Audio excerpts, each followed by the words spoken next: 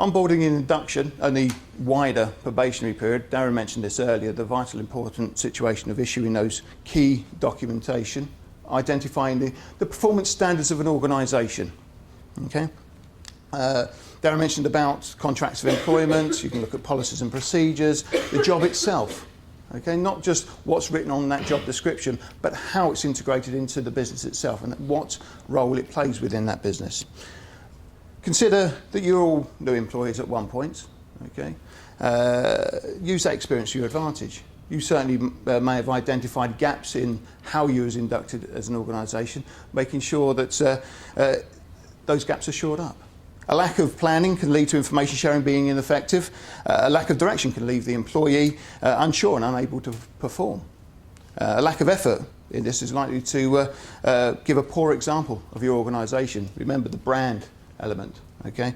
There was a case recently with a client of ours that had a performance issue with an employee. They came to us for advice to identify what to do with the performance management piece, identifying whether or not that employee had an issue that they couldn't do their job or they wouldn't do their job. It transpires that the reason for poor performance was related to a lack of quality direction during the induction process.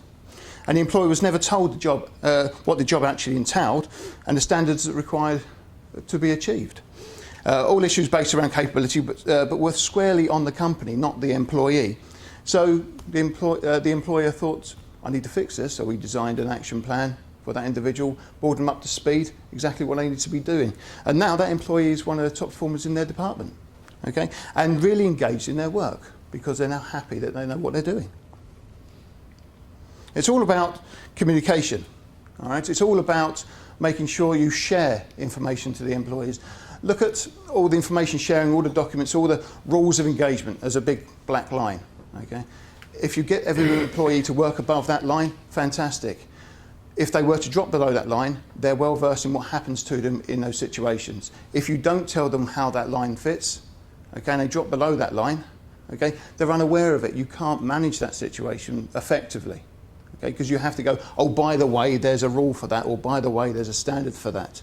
That should already be in place and they should already be aware of that.